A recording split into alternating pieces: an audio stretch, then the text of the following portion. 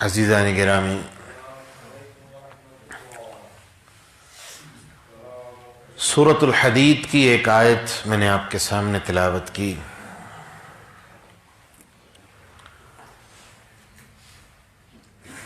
اللہ کے رسول صلی اللہ علیہ وسلم کی ایک حدیث ہے کہ الدنیا حلو خضر، اس دنیا کی جو ظاہری حالت ہے وہ بڑی میٹھی اور بڑی سرسبز اور خوبصورت ہے، لیکن حقیقت یہ ہے کہ لعب و لہو، یہ صرف تماشے اور کھیل ہیں،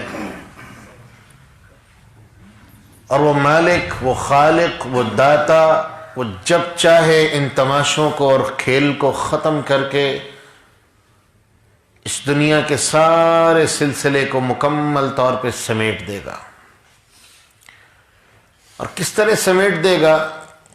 قرآن کہتا ہے کہ یوم نطوی السماء کطی السجل للکتب، جس طرح ہم کتاب کے ورق کو الٹ دیتے ہیں اور لپیٹ دیتے ہیں، اللہ فرماتے ہیں ہم اس زمین اور آسمان کے اور اس دنیا کے سلسلے کو ایسے لپیٹ دیں گے۔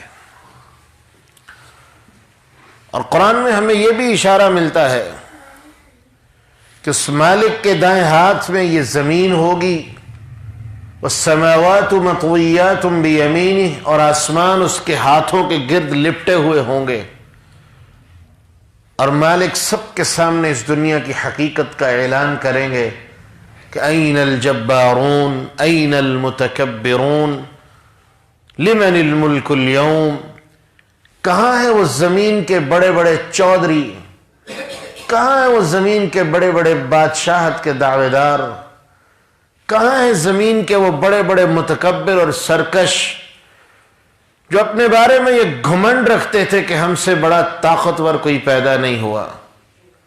اللہ فرمائیں گے لمن الملک اليوم، کسی کی جرت ہے تو سامنے آئے، کسی میں کوئی طاقت ہے، دمخم ہے تو سامنے آئے۔ سوال ہوگا لمن الملک اليوم، بتاؤ آج بادشاہی کس کی ہے؟ قرآن کہتا ہے للہ الواحد القہار، سارے چاہتے ہوئے نہ چاہتے ہوئے یہی بولیں گے کہ اللہ تیری ہی بادشاہی ہے اور تو بڑی زبردست پکڑ کرنے والا ہے۔ عزیزان گرامی، اس دنیا کی حیثیت صرف اتنی ہے کہ رسول اللہ صلی اللہ علیہ وسلم نے فرمایا کہ اس دنیا کی حیثیت کو سمجھنے کے لیے یوں سمجھ لو کہ ایک بندہ وہ اپنے سفر پہ نکلا، جتنی دیر بھی اس کو سفر اپنی منزل تک پہنچنے کے لیے لگی اس نے لگائی، اور اس کے بعد وہ کبھی بھی اپنی منزل پہ مسافر کی حیثیت سے قیام نہیں کرتا، اپنا کام کیا اور آگے چل دیا۔ یہ دنیا کی حیثیت۔ دو چیزیں ایسی ہیں جو انسان کی دنیا کے متعلق اسے ہمیشہ فائدہ دیں گی، اور وہ دونوں چیزیں ان کا تعلق دنیا سے نہیں ہے، وہ اللہ کی ذات کے ساتھ ہے۔ اور آج کے درس میں ہم انہی چیزوں کے بارے میں بات کریں گے اور جائزہ لیں گے کہ ہم ان چیزوں کے اندر کس حد تک اپنے آپ کو پورا کرتے ہیں، اس دعا کے ساتھ کہ میرا اللہ ہم سب کا سننا سنانا اپنی بارگاہ میں قبول فرمائے۔ قرآن مجید میں اللہ رب العالمین نے ایک اصول بیان کر دیا ہے کہ ما عندکم ینفد وما عند اللہ باق، جو کچھ تمہارے پاس ہے اس کا ایک وقت مقرر ہے، ینفد وہ ختم ہونے والا ہے، وما عند اللہ باق، لیکن جو اللہ کے ہاں ہے وہ ہمیشہ باقی رہنے والا ہے۔ پہلا اصول یاد رکھیے، والباقیات الصالحات، سب سے بڑی باقی رہنے والی چیز وہ انسان کے نیک اعمال ہیں، لیکن وہ نیک اعمال کب ہمارے لیے فائدہ بخش ہوں گے؟ جب ہم محمد الرسول اللہ صلی اللہ علیہ وسلم کے بتائے ہوئے اسوے کے اوپر ان اعمال کو کریں گے. تو آج کی گفتگو کا پہلا محور کہ کن شرائط اور ضوابط کے اوپر اعمال کیے جائیں تو وہ اعمال اللہ رب العالمین کے ہاں مقبول اور منظور ٹھہرتے ہیں. اور دوسری چیز، کامیابی کی دوسری سیڑھی اور دوسری ضمانت کس چیز میں ہے، اس کی گفتگو ہم بعد میں کرتے ہیں. سب سے پہلی چیز جو آج فی زمانہ الا من رحم اللہ، جس پر اللہ رحم کرے تو شاید اس کے اندر ہو، ورنہ ہم سب اس بیماری میں مبتلا ہیں کہ ہمارے عمل اخلاص سے خالی ہیں. ہمارے عمل خالص نہیں، ہمارے عمل کے اندر دکھاوا اور ریاکاری ہے، لوگوں کو خوش کرنے کی تگ و دو ہے. دین کا پہلا بنیادی اصول یاد رکھیے، فَاعْبُدِ اللَّهَ مُخْلِصِينَ لَهُ الدِّينَ، فَاعْبُدِ اللَّهَ مُخْلِصًا لَهُ الدِّينَ. اللہ رب العالمین کی عبادت جب کی جائے گی، اس کی بندگی جب کی جائے گی، اس کی اطاعت جب کی جائے گی تو خالصتاً اللہ کے لیے ہو کے کی جائے گی. اس کے اندر کسی طرح کی کوئی ملاوٹ جو ہے وہ قابل برداشت نہیں ہوگی. اور یہ ملاوٹ بھی ایسی ملاوٹ ہے کہ رسول اللہ صلی اللہ علیہ وسلم نے فرمایا، ایک بندہ ساری زندگی عمل کر کے اللہ کے دربار میں حاضر ہوگا اور وہ اللہ کی بارگاہ میں اس چیز کا طالب اور متمنی ہوگا کہ میرا اللہ میرے اعمال کا بدلہ مجھے دے گا. لیکن اللہ فرمائیں گے بتا بھائی کدھر آیا ہے؟ کہ اللہ عمل کر کے آیا ہوں، تیری جناب سے اس کا بدلہ لینے کے لیے آیا ہوں. اللہ فرمائیں گے میرے پاس تو تیرے لیے کوئی بدلہ نہیں، جن کے لیے عمل کرتا رہا ہے جا جا کے ان سے بدلہ لے. اور رسول اللہ صلی اللہ علیہ وسلم فرماتے ہیں اس سے بڑی بد نصیبی اور بدبختی کوئی نہیں ہوگی. ساری زندگی کی محنت لیکن وہ اللہ کے لیے نہیں تھی.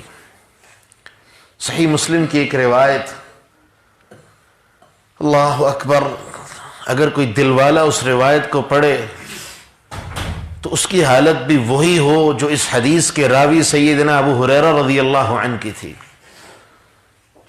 اور فرماتے ہیں، شاگرد بیان کرتا ہے کہ ابو ہریرہ رضی اللہ عنہ جب حدیث بیان کرنے لگے تو شدت غم سے 3 دفعہ بے ہوش ہوئے. پہلی دفعہ حدیث بیان کرنے لگے بے ہوش ہو گئے، پھر ہوش آیا، تھوڑی ہمت بندی، پھر حدیث بیان کرنے کا ارادہ کیا، پھر بے ہوش ہو گئے. 3 دفعہ ایسا ہوا. کیا تھا اس حدیث میں؟ آئیے ذرا ہم بھی دیکھتے ہیں. رسول اللہ صلی اللہ علیہ وسلم نے فرمایا کہ جب محشر کا میدان سجے گا تو سب سے پہلے جن 3 لوگوں سے جہنم کو بھڑکایا جائے گا، سب سے پہلے جن 3 لوگوں سے جہنم کو بھڑکایا جائے گا، ذرا میں اور آپ تصور تو کریں کہ وہ کتنے کو برے اور بدبخت لوگ ہوں گے جن سے اللہ جہنم کو بھڑکائے گا. ان کی برائی کس قدر خطرناک ہوگی، ان کا جرم کتنا بڑا ہوگا کہ اللہ رب العالمین ان بدبختوں سے جہنم کو بھڑکائے گا. اللہ ہمیں ان میں شامل نہ فرمائے. سب سے پہلے کون آئے گا؟ رسول اللہ صلی اللہ علیہ وسلم فرماتے ہیں اللہ کی بارگاہ میں ایک عالم دین کو لایا جائے گا. ساری دنیا اسے پہچانتی ہوگی، جانتی ہوگی کہ یہ عالم، یار یہ تو کامیاب ہے، بڑی محنت کی ہے اس نے، بڑی تقریریں کرتا تھا، بڑے لمبے لمبے وعد و نصیحت لوگوں کو کیا کرتا تھا. اللہ سوال کریں گے بتا کیا کر کے آیا ہے؟ وہ کہے گا اللہ گزاری ہے، اللہ تیرے لیے تیرے دین کی دعوت دی ہے. اللہ کے جواب دینے سے پہلے فرشتہ ہی بول پڑے گا کذبتا، جھوٹ بولتا ہے. اگلی بات اللہ کریں گے کہ تو نے میرے لیے کوئی کام نہیں کیا، بلکہ تو یہ تقریریں اور وعظ و نصیحت اس لیے کرتا تھا تاکہ لوگوں کے اندر تیری شہرت ہو، تاکہ لوگ تیرے نام سے جانیں، تیری واہ واہ ہو، لوگوں کے اندر تیرا طوطی بولے کہ یہ بہت بڑا علامہ فہامہ اور خطیب ہے۔ سب سے پہلا نقطہ یاد رکھیے، میں اپنی زبان سے تو کسی کو دھوکہ دے سکتا ہوں، اپنی گفتگو سے تو کسی کو دھوکہ دے سکتا ہوں، لیکن یہ دل جو اصل انسان کی نیت کا مرکز ہے، اور فضیل بن عیاض تو کہا کرتے تھے کہ یہ انسان کا دل اتنی خطرناک چیز ہے کہ اگر دل کے اندر اخلاص ہے، دل کے اندر معاملہ خالص ہے، تو رب عمل صغیر یکبرہ النیہ، عمل ظاہری طور پہ بڑا چھوٹا ہوگا لیکن دل کی سوچ اور ارادہ وہ اتنا خالص ہوگا کہ اللہ رب العالمین کے ہاں وہ چھوٹا سا عمل بھی بہت بڑا ہو جائے گا۔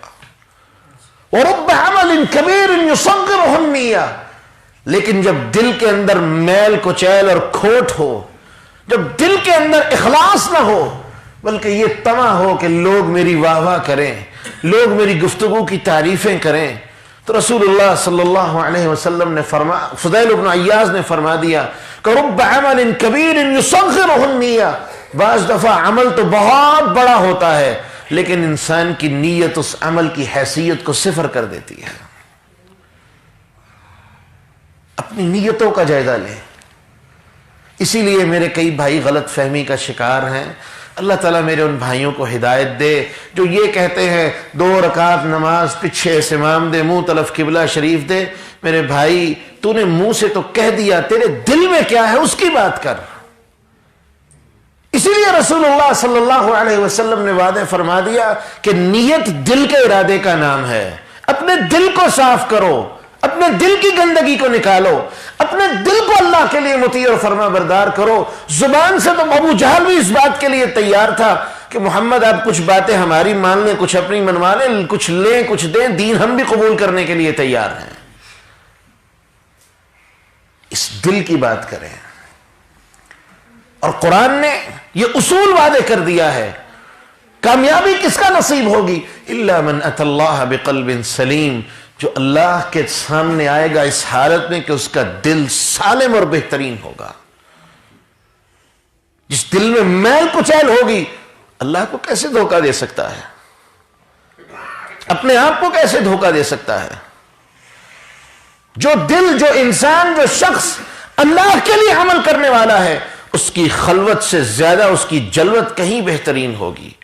اور اگر اس کی جلوت کے اندر عالم یہی ہے کہ وہ لوگوں کے سامنے تو بڑی تقریریں کرتا ہے لیکن جلوت میں نہ وہ حلال کی پرواہ کرتا ہے، نہ اسے حرام کی کوئی تمیز ہے، یاد رکھیں اللہ اس کو اپنے دین کے لیے استعمال کرے گا، اور اللہ کے ہاں اس بندے کی حیثیت یہ ہے کہ استعمال کر کے پھینک دے گا۔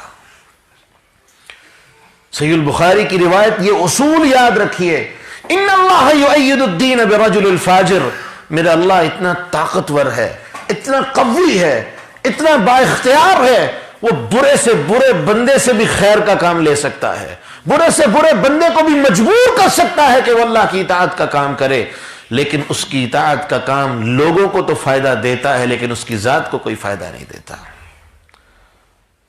ابو جہل نے 53 حج کیے تھے، یہ صحیح روایت ہے، حاجیوں کو ستو پلاتا تھا، بڑی خدمت کرتا تھا، حاجیوں کی خدمت اپنے لیے فخر سمجھتا تھا۔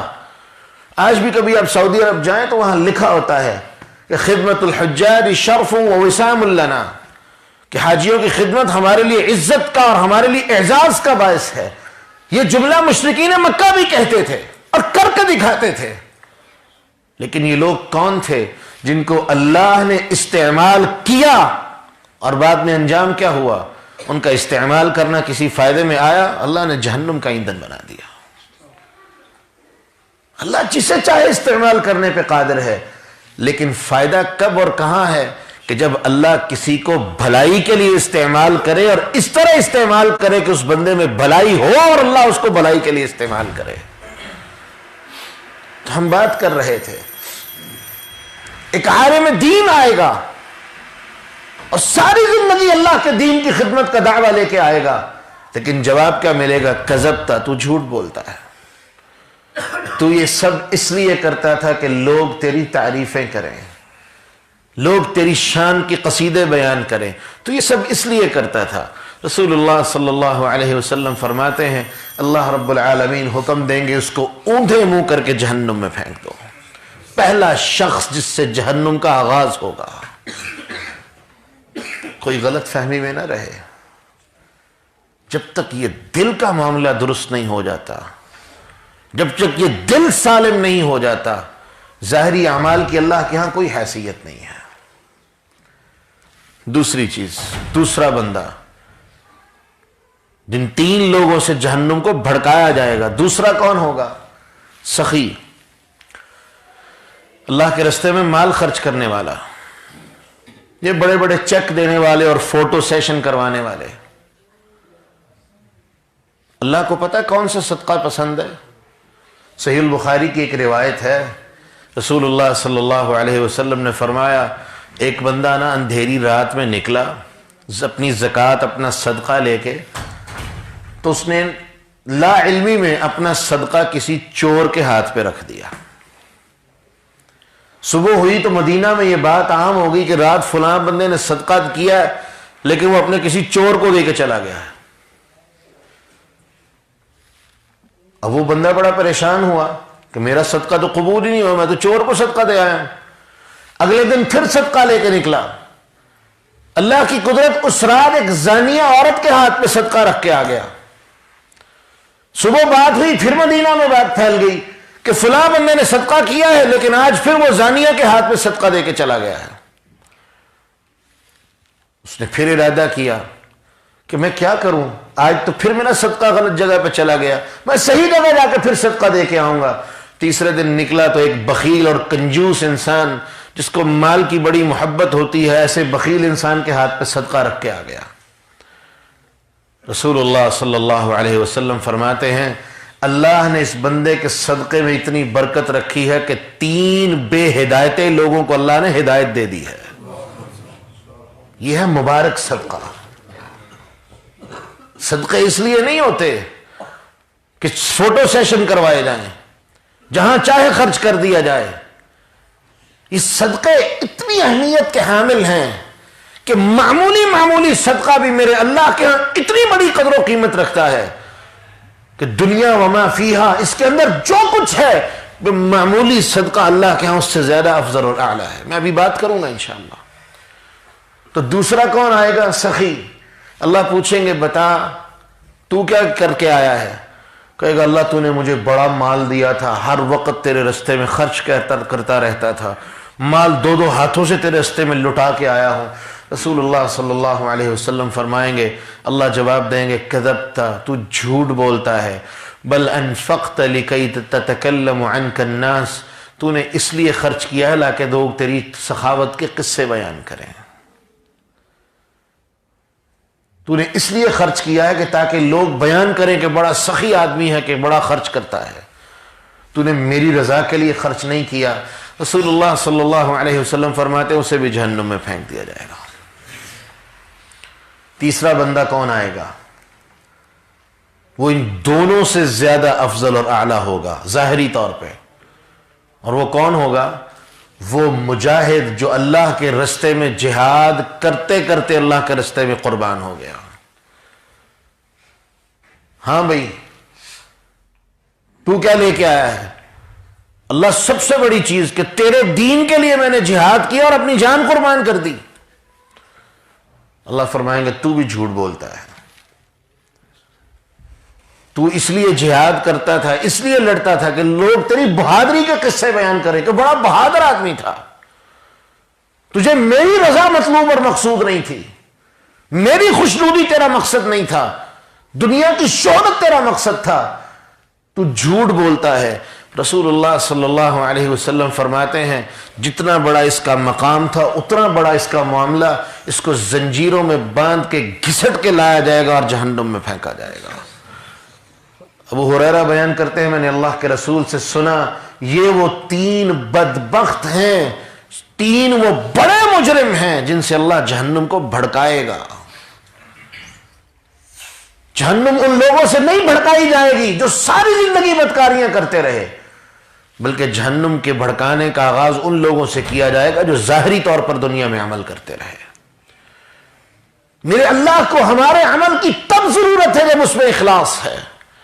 میرا اللہ اس عمل کی اتنی قدر و قیمت کرتا ہے کہ ساری کائنات کی نظر میں اس عمل کرنے والے کی کوئی حیثیت نہیں ہوگی، اس کے عمل کی کوئی حیثیت نہیں ہوگی، لیکن میرے اللہ کے ہاں اتنی حیثیت ہے کہ رسول اللہ صلی اللہ علیہ وسلم کا ایک غلام تھا، شمائل ترمذی کی روایت ہے، ظاہر ان کا نام تھا، کالے سیاہ حبشی، لیکن اللہ کے رسول کو ان سے بڑی محبت تھی، یہاں تک کہ صحابہ کہا کرتے تھے کہ بھئی ظاہر اللہ کے رسول کا دوست ہے۔ اللہ کے رسول ایک دن منڈی تشریف لے گئے تو ظاہر وہاں پر وہ خرید و فروخت کر رہے تھے، تو اللہ کے رسول نے یوں محبت سے جا کے پیچھے سے انہیں اپنے حصار میں جکڑ لیا۔ کتنی خوبصورت یہ باتیں ہوں گی، کتنے خوبصورت یہ منظر ہوں گے۔ تو ظاہر کو تھوڑا سا غصہ آیا کہ یہ کون ہے جو میں کاروبار میں مصروف اور مجھے آ کے پریشان کر رہا ہے، لیکن جب اس کی نظر ہاتھوں پہ پڑی تو ہاتھ پہچان گیا کہ وہ محمد الرسول اللہ صلی اللہ علیہ وسلم کے ہاتھ تھے، فوراً ان ہاتھوں کو چوما اور تمنا کی کہ کاش یہ حصار اسی طرح قائم ہی رہے، جب تک اللہ کے رسول نہ چھوڑے یہ حصار قائم رہے۔ تو اللہ کے رسول نے بطور محبت اور مزاح آواز لگائی، من یشتری منی ھذا العبد، ہاں بھئی کون ہے جو اس غلام کو مجھ سے خریدے گا؟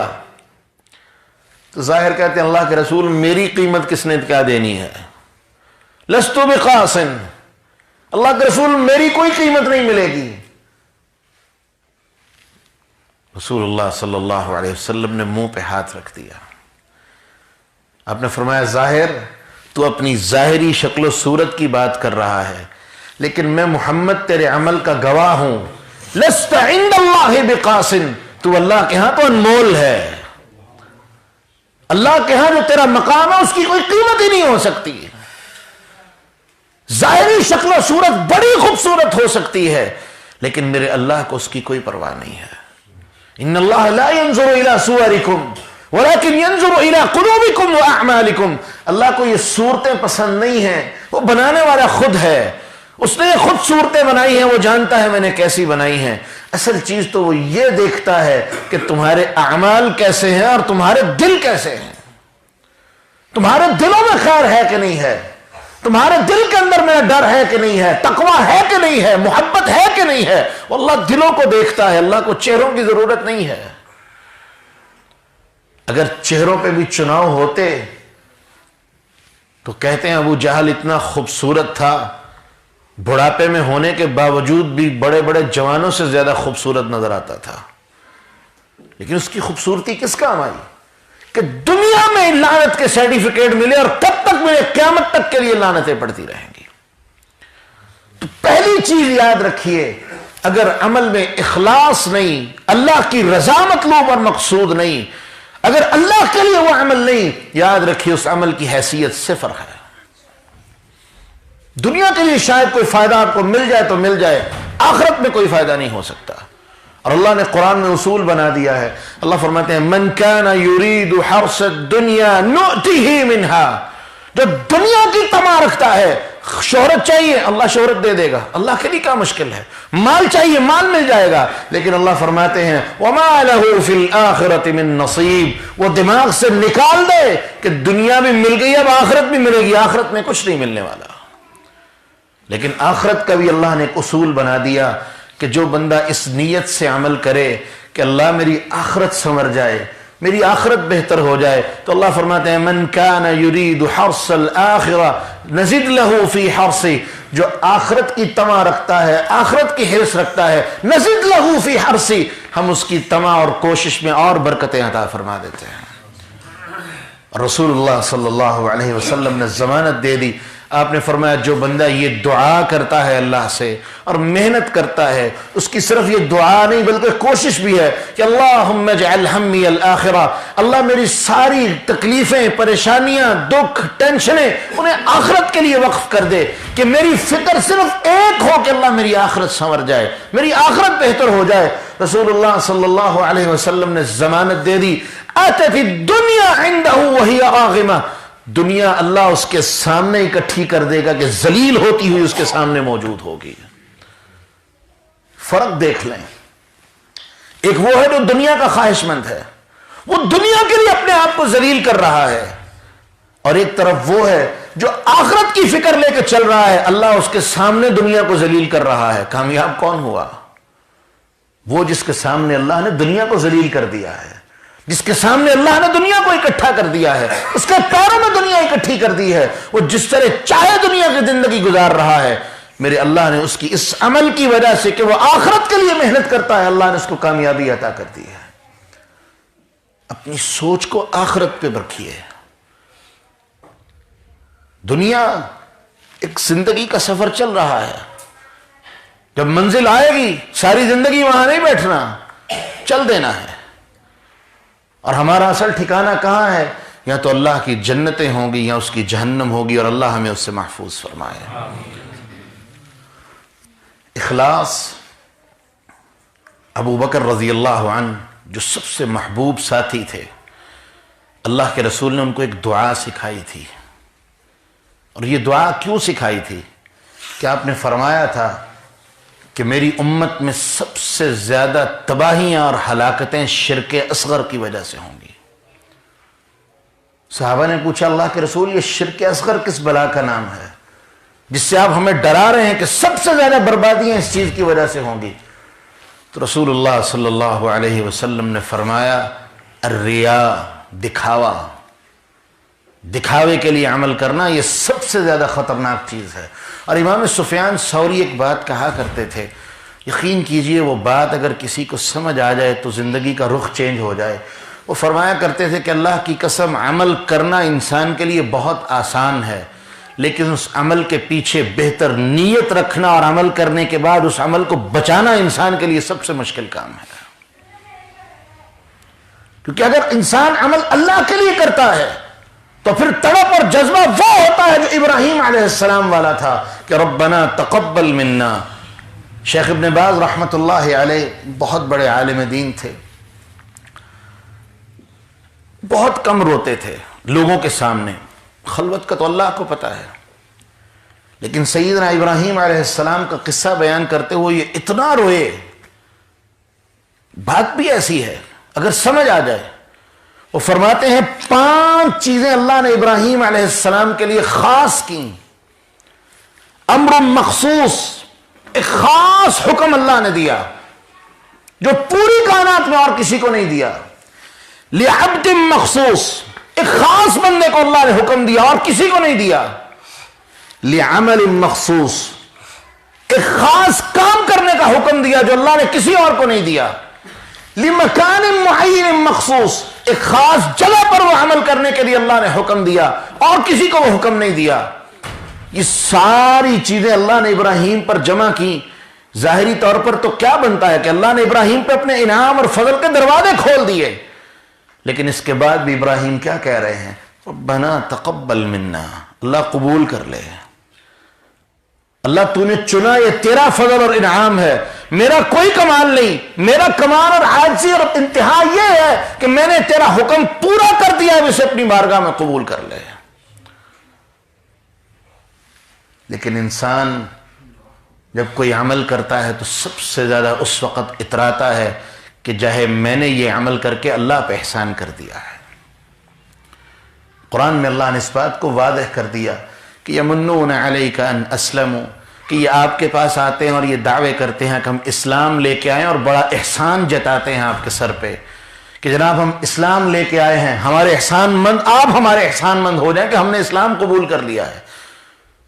اور معذرت کے ساتھ ہماری آج حالت یہی ہے کہ مسجد میں آ کے امام صاحب پہ اور مسجد پہ روب ایسے جھاڑتے ہیں جیسے ہم نے مسجد پہ اور امام پہ احسان کر دیا کہ تیرے پیچھے نماز پڑھنے کے لیے مسجد آ گئے ہیں۔ حقیقت کیا ہے؟ بل اللہ یمن علیکم ان ہداکم للایمان، یہ اللہ نے تم پہ ہدایت کی اور انعام کیا ہے، اس نے تم پہ اپنا فضل کیا ہے کہ تمہیں دین کی سمجھ عطا کر دی ہے۔ یہ مت سمجھیے کہ میں بڑا احسان کر رہا ہوں کہ نماز کے لیے مسجد آ رہا ہوں، یہ اللہ کا احسان ہے کہ اس نے مجھے اور آپ کو اپنے سامنے کھڑے ہونے کی توفیق دی ہے۔ کتنے لوگ ہیں جو یہ کہتے ہیں میرے پاس نماز کے لیے ٹائم نہیں ہے، وہ کسی غلط فہمی کا شکار ہے۔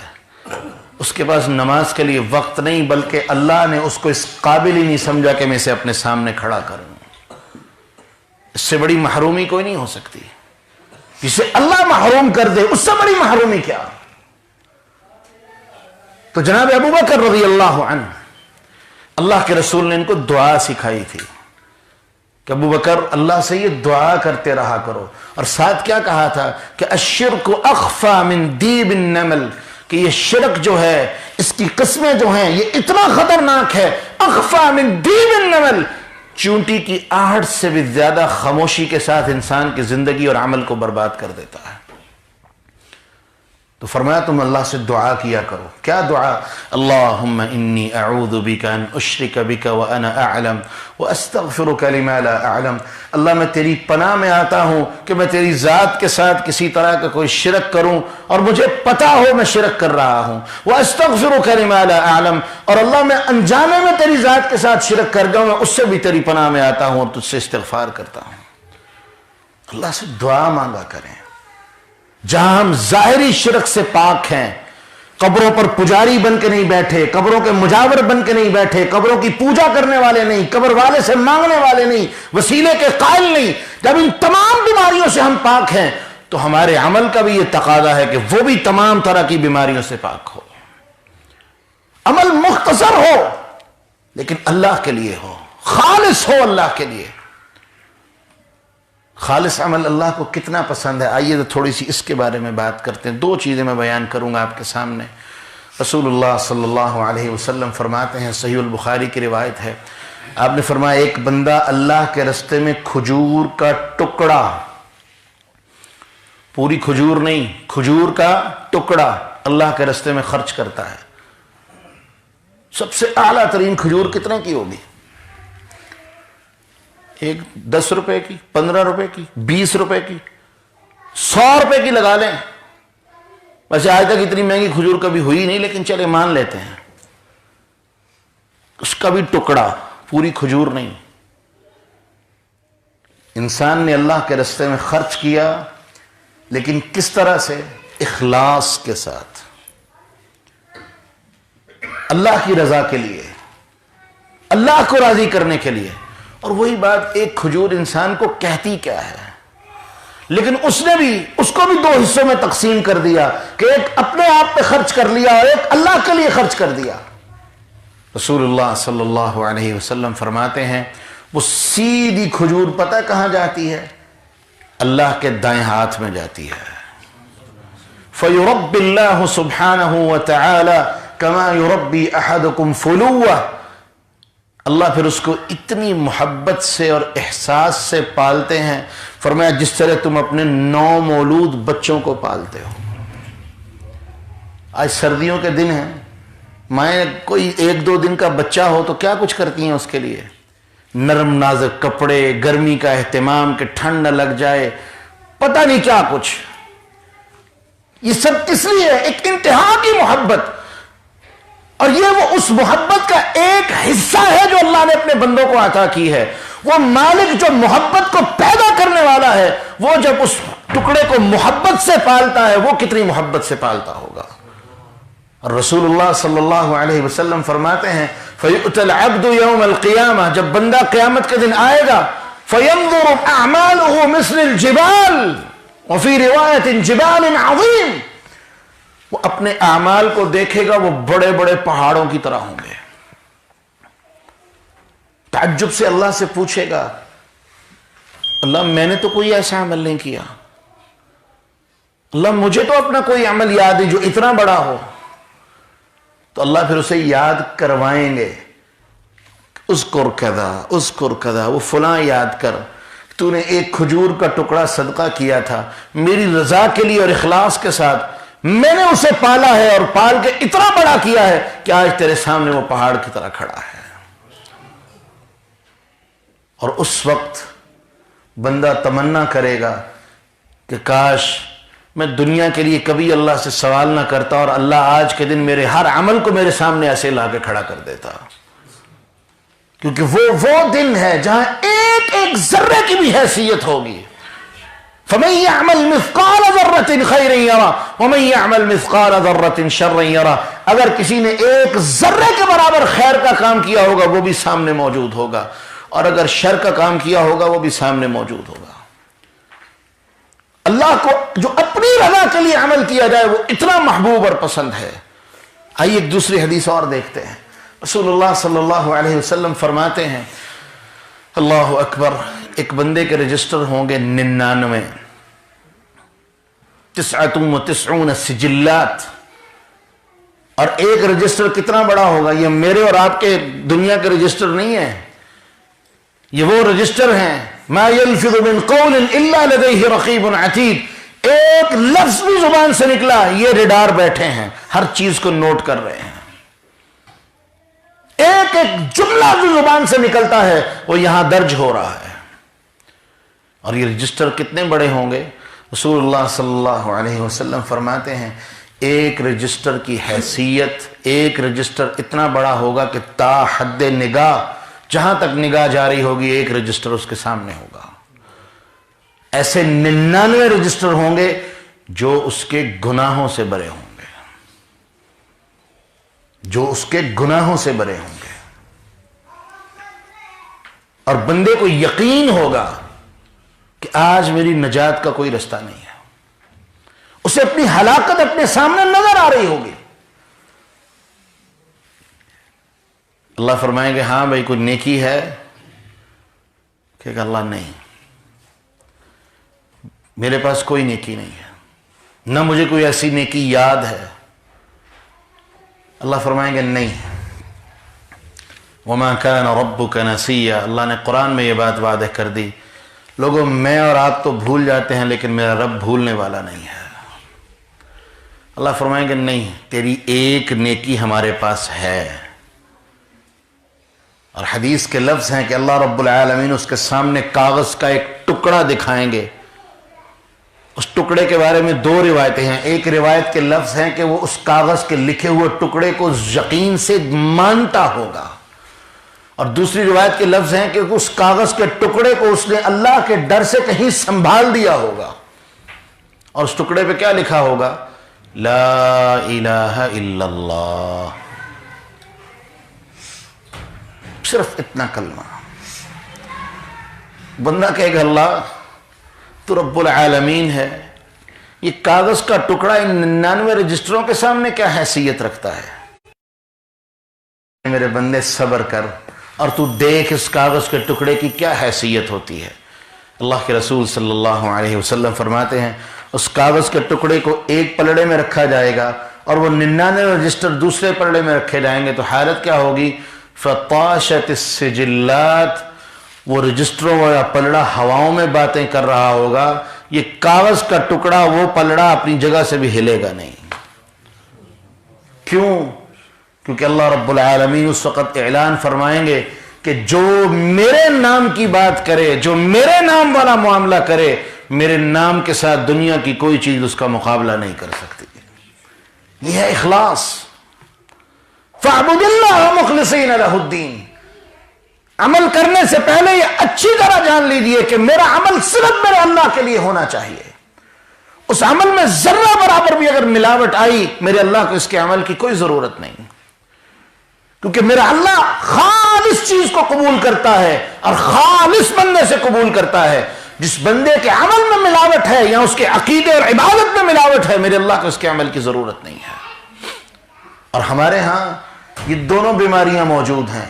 اگر کوئی عقیدے کی ملاوٹ سے پاک ہے، شرک کی نجاست اور غلاظت سے پاک ہے، تو دوسری طرف اس کے عمل کی ملاوٹ، اس کے اندر ملاوٹ ضرور موجود ہے. اور وہ کس لیے ہے؟ صرف اس دنیا کے لیے. جو آیت مبارکہ میں نے آپ کے سامنے تلاوت کی سورہ حدید کی، اللہ بیان فرماتے ہیں کہ انما الحیات الدنیا لعب و لہو، یہ دنیا کی زندگی جسے تم اتنی حیثیت اور اہمیت دیتے ہو سوائے کھیل اور تماشے کے اور کچھ بھی نہیں ہے۔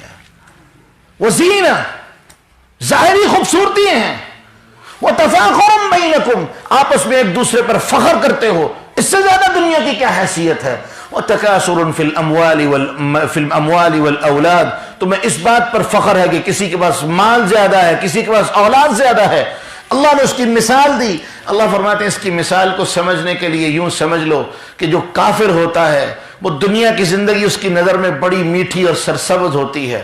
اللہ فرماتے ہیں اس کی مثال یوں سمجھ لو کہ ایک بندے کا باغ ہو، اس کی کھیتی ہو، وہ بڑی خوبصورت ہو، سرسبز ہو، اس کو دیکھ کے وہ خوش ہو جائے، آن ہی آن میں اس کی سبزی جو ہے وہ سیاہی میں اور سرخی میں بدل جائے، آن ہی آن میں اس کی سبزی تباہی کی طرف چلی جائے، اور اس کے بعد وہ اگلے ہی لمحے جو اس کے سامنے چورے کی شکل میں اور بورے کی شکل میں اور بھوسا کی شکل میں اس کے سامنے موجود ہو، فرمایا یہ دنیا کی حیثیت ہے جسے تم دیکھتے ہو خوش ہو جاتے ہو، لیکن آن ہی آن میں میرا حکم آتا ہے اور سب کچھ تباہ و برباد ہو جاتا ہے۔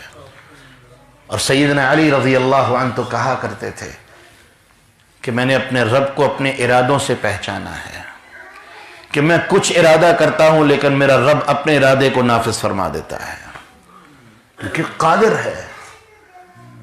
لیکن وہ اپنے بندوں سے کب راضی ہوتا ہے؟ جب بندے ہر طرح اس کے لیے خالص اور مطیع اور فرمانبردار ہو جائیں۔ ہمارا المیہ کیا ہے؟ ہم لوگ اپنے رب کے ساتھ خالص نہیں ہیں، نہ اس کی عبادت میں خالص ہیں، نہ اس کی بندگی میں خالص ہیں، نہ اس کی عبادت میں، نہ اس کے عمل کے لیے خالص ہیں۔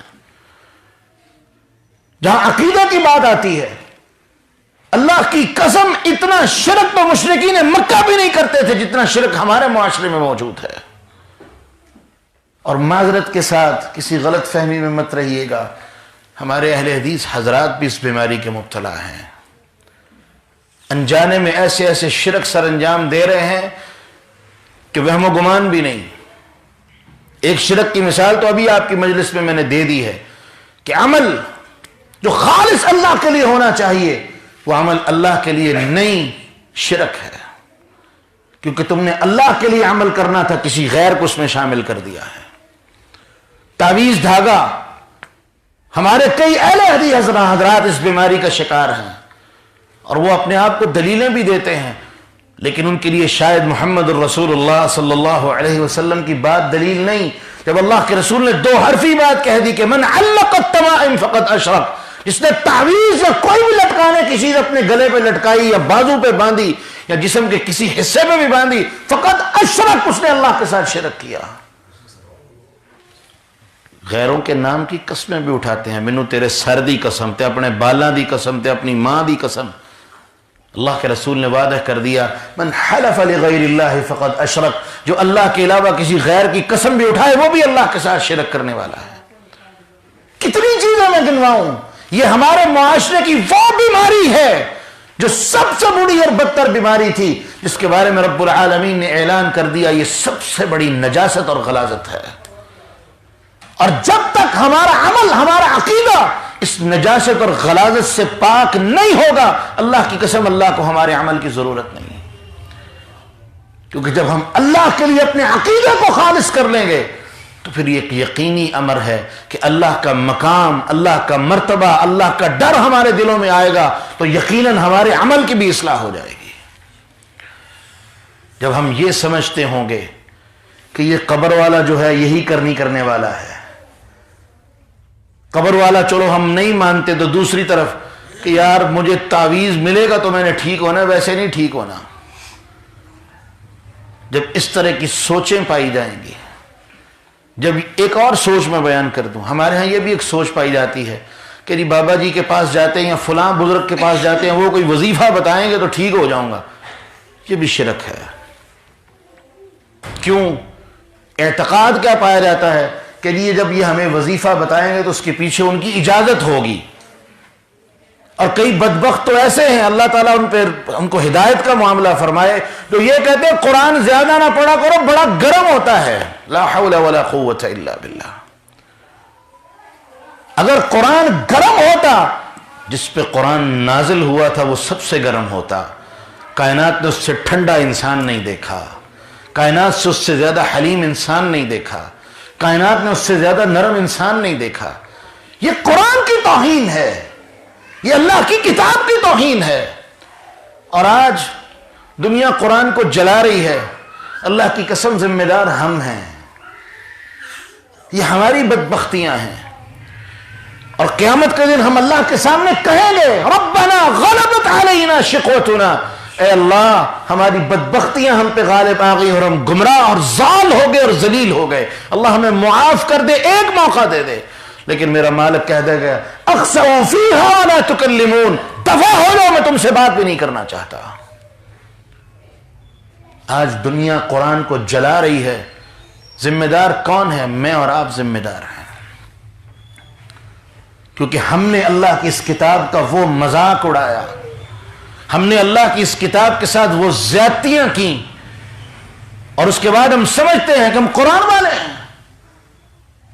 کتنے پرسنٹ لوگ قرآن پر عمل کرتے ہیں؟ رات کی بات ہے، میں گجرانوالہ میں بیٹھا ہوا تھا، ایک بندے نے مجھے فون کیا کہ جی طلاق کا مسئلہ ہے۔ میں نے اسے مسند احمد کی حدیث پڑھ کے سنائی، ایک ایک لفظ پڑھ کے سنایا، اس کو حوالہ بھی دیا کہ جلد نمبر 4 صفحہ نمبر 215 پہ عبداللہ ابن عباس رضی اللہ عنہ کی روایت ہے، رکانہ بن یزید رضی اللہ عنہ کا یہ واقعہ ہے کہ اللہ کے رسول نے ان کو اعلانیہ پوچھا کہ طلاق کیسے دی؟ کہا جی 3 طلاقیں اکٹھی دیں، فرمایا ایک شمار ہوگی، رجوع کرنا چاہتے ہو کر لو۔ وہ بندہ آگے سے مجھے کیا کہہ رہا ہے، تسی جی امام شافی دے منن والے ہو، اسی امام ابو حنیفہ دے منن والے ہیں، اس کر کے سانوں یہ گل سمجھ نہیں آتی۔ کیا کہیں گے؟ کیا یہ شرک نہیں ہے کہ اللہ کے رسول کا کلیئر حکم آنے کے بعد بھی ہم کسی اور کی بات کو قبول کرنا چاہتے ہیں؟ یہ بھی شرک ہے، جبکہ قرآن کیا کہتا ہے کہ اگر تم یہ سمجھتے ہو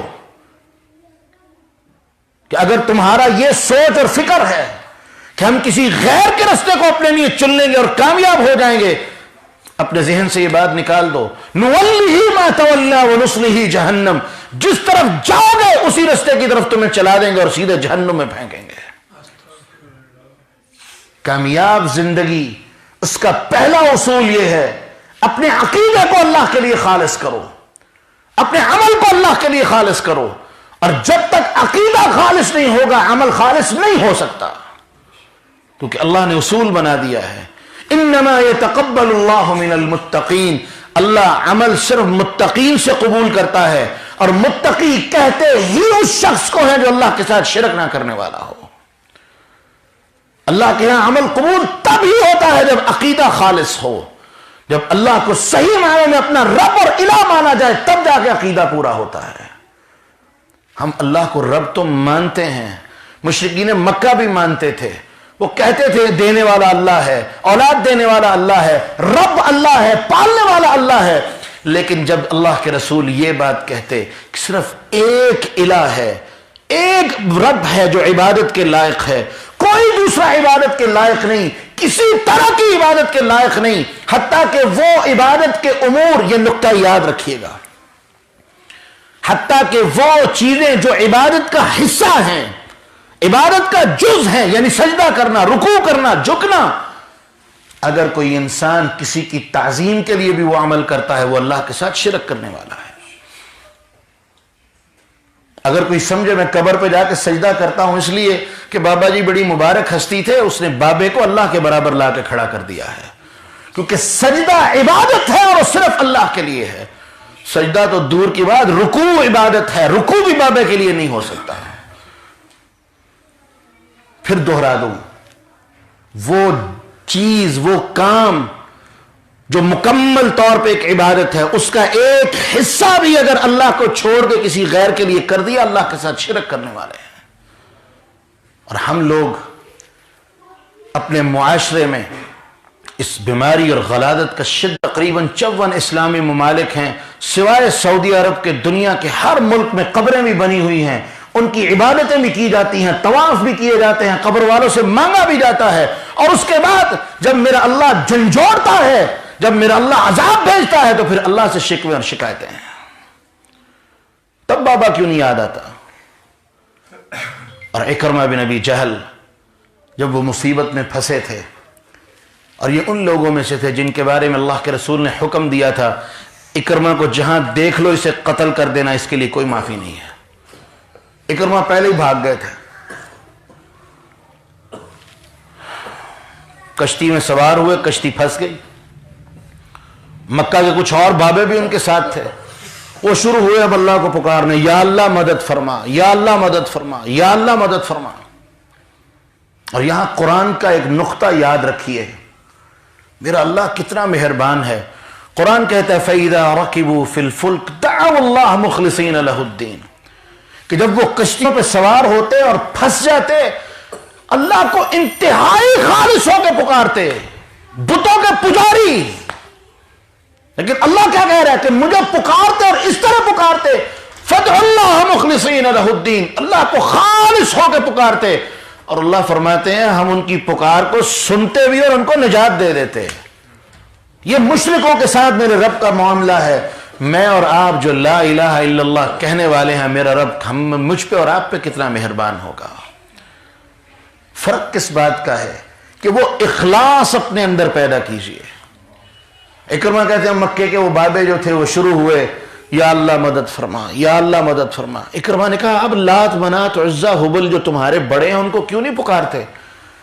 میں نے کہا بیٹا یہ بات تم نہیں سمجھ سکتے، لیکن تمہیں اتنا بتا دیں کہ اس جگہ جہاں ہم پھنس چکے ہیں اب صرف وہی مدد کرے گا اور کوئی مدد نہیں کر سکتا۔ اکرمہ کہتے ہیں میرے اللہ نے میرے دل کو کھول دیا۔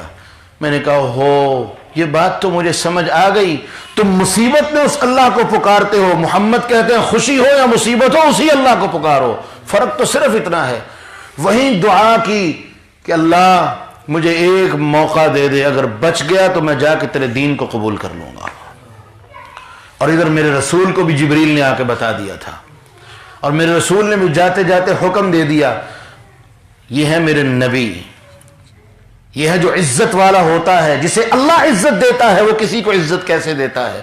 میرے رسول علیہ الصلوۃ والسلام نے مکے والوں کو نصیحت کی، آپ نے فرمایا بھائی اکرمہ جب آئے تو وہ سردار کا بیٹا ہے، تمہارا بھی سردار ہے، اس کو عزت دینا، اس کو کوئی گالی نہ دے، اس کے ساتھ کوئی برا سلوک نہ کرے، میں تمہیں حکم دے کے جا رہا ہوں، وہ سردار ہے اس کو سرداروں والی عزت دینا۔ اور اکرمہ جب آئے ان کو وہی عزت ملی تو سیدھے اللہ کے رسول کے پاس گئے اور کہا اللہ کے رسول مجھے کلمہ پڑھا دیجئے۔ اللہ مشرکوں کے ساتھ بھی وہ سلوک کرتا ہے جب وہ اللہ کو مخلص ہو کے پکاریں، میں اور آپ کیوں نہیں؟ جب ہم شرک کی لعنت سے پاک ہیں تو میں اور آپ کیوں نہیں اللہ کو اخلاص کے ساتھ پکارتے؟ پھر ایک ہی بات سمجھ آتی ہے کہ ہمیں دنیا کی غرض ہے، دنیا کی شہرت کا لالچ ہے، اور رسول اللہ صلی اللہ علیہ وسلم نے تو فرما دیا تھا کہ قیامت سے پہلے سب سے بڑا فتنہ یہ ہوگا کہ انسان چند ٹکوں کی دنیا کی خاطر اپنے دین والی عزت کو بیچ دے گا۔ یبیع عرضہ و دینہ بدنیا، اپنی عزت کو جو سب سے بڑی اس کی عزت ہے، اپنے دین کو جو سب سے بڑی کامیابی کی ضمانت تھی، جسے اللہ نے اس کے لیے منتخب کیا تھا اور پسند کیا تھا، اسے دنیا کی خاطر، چند ٹکوں والی دنیا کی خاطر اس دین کی عزت کو بیچ دے گا۔ کیا آج ایسا نہیں ہو رہا؟ وہی حدیث جہاں سے ہم نے بات کو شروع کیا، بڑے بڑے نام جلسوں میں آنے سے پہلے منہ کھولتے ہیں، مجھے اتنے ہزار چاہیے تو میں آؤں گا۔ اور معذرت کے ساتھ یہ پاکستان کا کیس نہیں، انڈیا کے اندر بھی یہ معاملہ ہے، بنگلہ دیش میں بھی، یہ پوری امت اسلامیہ کا مسئلہ ہے۔ جہاں بھی آپ کسی کو وعظ کے لیے بلائیں گے وہ کہے گا بولو میری قیمت کتنی لگاتے ہو۔ اور کیا آپ توقع کریں گے ایسے شخص سے کہ وہ کیا وعظ کرے گا اور اس وعظ کی اللہ کے ہاں کیا حیثیت ہوگی؟ مجھے کوئی بتائے کہ محمد الرسول اللہ صلی اللہ علیہ وسلم 23 سال اس امت کے لیے محنت کی، کتنی قیمت لگوائی دنیا سے۔ اللہ کے رسول نے دنیا کی کون سی چیز کے بدلے میں اپنے دین کو چھوڑا؟ کیا کچھ آفر نہیں کی گئی تھی؟ لیکن ایک ہی بات تھی کہ کٹ سکتا ہوں، مر سکتا ہوں، اللہ کے دین کو نہیں چھوڑ سکتا. اور یہی بات اللہ کے رسول نے اپنے صحابہ کو نصیحت کی تھی. ابو الدرداء رضی اللہ عنہ بیان کرتے ہیں کہ اوصانی خلیلی، مجھے میرے دوست نے نصیحت کی. کس بات کی؟ اللہ تشرک باللہ شیئا، اللہ کے ساتھ شرک نہ کرنا. وَإِن قُطِعْتَ أَوْ حُرِّقْتَ، تجھے ٹکڑا کر دیا جائے، زندہ جلا دیا جائے، تب بھی اللہ کے ساتھ شرک نہ کرنا. اور صحابہ نے اس پر ڈٹ کے دکھایا کہ اللہ کی توحید کیسے اپنائی جاتی ہے اور اس پہ زندگی کیسے گزاری جاتی ہے. تو پہلا اصول نمبر 1، اللہ عمل نیک سے قبول کرتا ہے، اور نیک سے مراد جو شرک کی لعنت سے پاک ہے. اور دوسرا، عمل صرف اللہ کے ہاں وہ قبول ہے جو خالص اللہ کے لیے ہو، اس میں کسی غیر کی ملاوٹ نہ ہو. اور تیسری اور آخری چیز کہ میرا اللہ اس کے عمل کو قبول کرتا ہے جو عمل محمد الرسول اللہ صلی اللہ علیہ وسلم کے طریقے والا عمل ہوگا. ابھی ہم قرآن کی بات کر رہے تھے. رسول اللہ صلی اللہ علیہ وسلم کی پوری زندگی کیا تھی؟ آج ہمیں الجھا دیا گیا ان اماموں کے چکروں میں. میں تو یہ کہا کرتا ہوں، یہ دیوبندیت نے ہمیں امام دے دیے، اماموں کے چکر میں الجھا دیا، تقلید کے پیچھے لگا دیا. بریلویت نے ہمیں نور بشر کے مسئلے میں پھنسا دیا، شیعت نے ہمیں اہل بیت کے چکر میں پھنسا دیا. دین کہاں ہے؟ کوئی بھی چیز ان میں سے دین نہیں. اور یہ ساری کی ساری وہ فتنے اور سازشیں ہیں جنہوں نے ہمیں اللہ کے دین سے دور کر دیا ہے. دین تو پورے کا پورا یا تو اللہ کا قرآن ہے یا محمد الرسول اللہ صلی اللہ علیہ وسلم کا فرمان ہے. یہ تینوں قومیں ہمیں کچھ بھی اللہ کے دین سے دکھا دیں. اور اما جی عائشہ رضی اللہ عنہا سے جب پوچھا گیا تھا کہ اللہ کے رسول کی پوری زندگی کیا ہے، تو اللہ کے رسول اما جی عائشہ نے کیا جواب دیا تھا؟ خلقہ القرآن، میرے رسول کی پوری زندگی قرآن کی منہ بولتی تصویر ہے. ہم قرآن کی تو بات ہی نہیں کرتے. آج قرآن دنیا میں جلایا جا رہا ہے، ہم ذمہ دار ہیں. ہم نے قرآن کو کبھی پڑھا ہی نہیں، کبھی سمجھا ہی نہیں.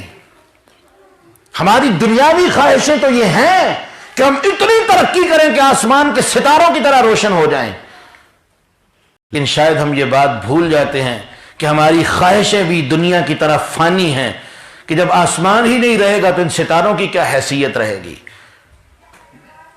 اور صحابہ کہا کرتے تھے کہ سب سے مبارک وہ شخص ہے جو زمین پر عمل کرے اور اس کے عمل کے تذکرے آسمانوں پہ ہوں.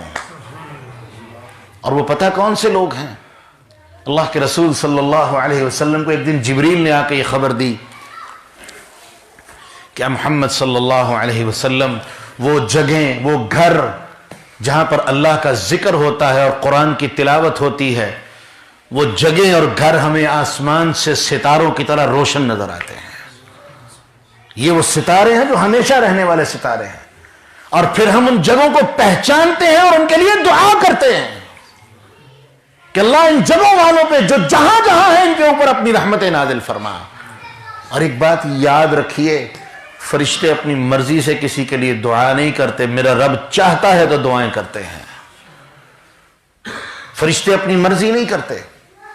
اللہ کے رسول صلی اللہ علیہ وسلم نے ایک دن جبریل کو کہا کہ جبریل میرا جی چاہتا ہے تم روز آیا کرو. محبت تھی اللہ کے رسول کو جبریل سے. یہ تو یہودی تھے جو جبریل سے نفرت کرتے تھے. اور اللہ نے قرآن میں کہا قل من كان عدوا لجبریل، میرے نبی کہہ دیجئے جو جبریل سے دشمنی کرنے والا ہے فإنه عدو، وہ اللہ سے دشمنی کرنے والا ہے، اللہ اس کا دشمن ہے. تو جبریل کو اللہ کے رسول نے کہا میرا جی چاہتا ہے تم روز آیا کرو. اللہ نے قرآن نازل کر دیا کہ وَمَا نَتَنَزَّلُ إِلَّا بِأَمْرِ رَبِّكَ، میرے رسول یہ فرشتے اپنی مرضی سے زمین پہ نہیں آتے، جب رب کا حکم ہوتا ہے تو زمین پہ اترتے ہیں. یہ اللہ کی معصیت کا کوئی کام نہیں کرتے. جو بھی کام کرتے ہیں اللہ کے حکم سے کرتے ہیں، حتیٰ کہ کسی کے لیے دعا بھی کرتے ہیں تو اللہ کے حکم سے کرتے ہیں. اس کا مطلب کیا ہوا کہ جب فرشتے کسی کے لیے دعائیں کرتے ہیں میرا رب چاہتا ہے اور حکم دیتا ہے کہ تم دعائیں کرو، میں تمہاری دعاؤں کی وجہ سے ان پہ اپنی رحمتیں نازل کروں گا۔ یہ بھی ایک مستقل موضوع ہے کہ حدیث میں اللہ کے رسول نے ان مبارک لوگوں کا اور وقت کا ذکر کیا جن وقتوں میں فرشتے بندوں کے لیے دعا کرتے ہیں۔ کبھی موقع ملا تو انشاءاللہ یہ موضوع بھی بیان کریں گے باذن اللہ تعالی۔ تو ہم بات کر رہے تھے قرآن کی کہ ہم قرآن سے دور جا چکے ہیں، اتنا دور کہ ہماری زندگیوں میں قرآن صرف ایک ایمان کی حد تک موجود ہے کہ اللہ کی کتاب ہے اور ہمارا اس پہ ایمان ہے، حالانکہ یہ کتاب اللہ نے صرف اس لیے نہیں دی تھی بلکہ اس کتاب کو اللہ نے عمل کے لیے نازل کیا تھا، اس کتاب کو اللہ نے علم کے طور پہ نازل کیا تھا، اور علم سیکھا جاتا ہے اور اپنی زندگی میں نافذ کیا جاتا ہے۔ اللہ کے رسول نے تو قرآن کی حفاظت کی ذمہ داری کی ضمانت ہمیں اللہ کی زبانی دے دی کہ یہ محفوظ ہے، کوئی اسے نقصان نہیں پہنچ سکتا۔ اور آپ کے لیے ایک حدیث بیان کر دوں، سلسلہ صحیحہ کی روایت ہے، رسول اللہ صلی اللہ علیہ وسلم نے فرمایا یہ کتاب اتنی محفوظ ہے، میرے رب نے اس کی اس طرح حفاظت کی ہے کہ اگر اس کو چمڑے میں لپیٹ کے اگر آگ میں پھینک بھی دیا جائے آگ اس کتاب کو جلا نہیں سکتی۔ لیکن دنیا اس کتاب سے نفرت کر رہی ہے، اس کے ذمہ دار ہم ہیں، کیونکہ ہم نے اس قرآن کے مطابق اپنی زندگی کو ڈھالنے کی کوشش نہیں کی، صرف قول و قرار کے لیے یہ قرآن رہ گیا، پوری شادی انڈین گانوں کی تھاپ پہ اور رخصتی قرآن کے سائے میں۔ یہ تو ہمارا معیار ہے، ساری زندگی جھوٹ بولتے رہیں گے، حرام کھاتے رہیں گے، دھوکے دیتے رہیں گے، اور قسم دینے کے لیے قرآن۔ گھر کے اندر حرام آ رہا ہے، اللہ کے ساتھ شرک ہو رہا ہے، اور تبرک کے لیے قرآن غلاف میں لپیٹ کے گھر میں رکھا ہوا ہے۔ یہ کتاب اس لیے نہیں آئی تھی۔ میں نے نماز میں بھی آیتیں تلاوت کی، اللہ رب العالمین فرماتے ہیں کہ وَنُنَزِّلُ مِنَ الْقُرْآنِ مَا هُوَ شِفَاءٌ وَرَحْمَةٌ لِّلْمُؤْمِنِينَ، ہم نے اس کتاب میں تو لوگوں کے لیے ہدایت، بیماریوں سے شفا اور رحمتیں بھیجی ہیں، لیکن کون ہے جو اپنے آپ کو ان رحمتوں کے اندر لانے کی کوشش کرے؟ تیسری بات جو ہم کر رہے ہیں کہ عمل صرف اللہ کو وہ قبول ہے جو محمد الرسول اللہ صلی اللہ علیہ وسلم کے طریقے اور اسوے پہ ہوگا، اس کے علاوہ کسی عمل کی کوئی حیثیت نہیں۔ اما جی عائشہ اور ابو ہریرہ رضی اللہ عنہ نے اعلان کر دیا، اللہ کے رسول کی بات کو اعلان کے طور پہ نقل کر دیا کہ من احدث فی امرنا هذا ما ليس منه فهو رد، من عمل عملا ليس كعملنا فهو مردود۔ جس بندے نے کوئی عمل کیا جو محمد الرسول اللہ صلی اللہ علیہ وسلم کے عمل جیسا نہیں، فہو مردود، وہ کتنا ہی اچھا اور خوبصورت کیوں نہ ہو، اس کی اللہ کے ہاں کوئی حیثیت نہیں ہے۔ من احدث فی امرنا هذا ما ليس منه فهو رد، جس نے دین کے اندر کوئی نئی چیز ایجاد کرنے کی کوشش کی جو آج دین کے اندر موجود نہیں ہے۔ یہ کب کی بات ہے؟ جس دن وہ وحی کے سلسلے بند ہو گئے تھے، اس وقت کی بات ہے کہ جب وحی کا سلسلہ بند ہوا تو کب بند ہوا؟ جب میرے رب نے اعلان کر دیا کہ آج دین کو پورا کر دیا گیا ہے۔ اور یہ اتنی بڑی خوشخبری تھی کہ یہودیوں نے سیدنا عمر کو کہا کہ اے عمر، اگر یہ آیت اور حکم اللہ ہم پہ نازل کر دیتا اس دن کو ہم اپنی عید کا دن بنا لیتے۔ اور امام مالک تو کہا کرتے تھے، یہ بہت بڑی بات ہے، یاد رکھیے، امام مالک کہا کرتے تھے جو شخص بدعتی ہے وہ دو باتوں میں سے کسی ایک بات کو اپنے دماغ میں لے کے بیٹھا ہے۔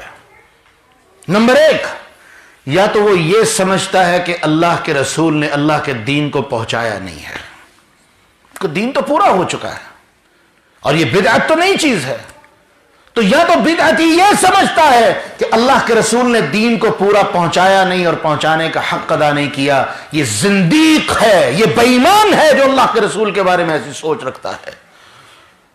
یا دوسری سوچ اس کی کیا ہے؟ اگر اس کی سوچ یہ نہیں تو پھر وہ یہ سوچتا ہے کہ میں محمد الرسول اللہ صلی اللہ علیہ وسلم سے زیادہ نیک ہوں، اگر میں یہ عمل کر سکتا ہوں تو اللہ کے رسول بھی کر سکتے تھے، لہذا میں زیادہ نیک ہوں، اللہ کے رسول نے یہ عمل نہیں کیا، میں یہ عمل کرنے والا ہوں۔ فرمایا دونوں شکلوں میں وہ اپنے لیے جہنم کا سودا کر رہا ہے. جو چیز دین میں نہیں، اور دین بھی ایسا جس کو اللہ نے مکمل کر کے مہر لگا دی ہے.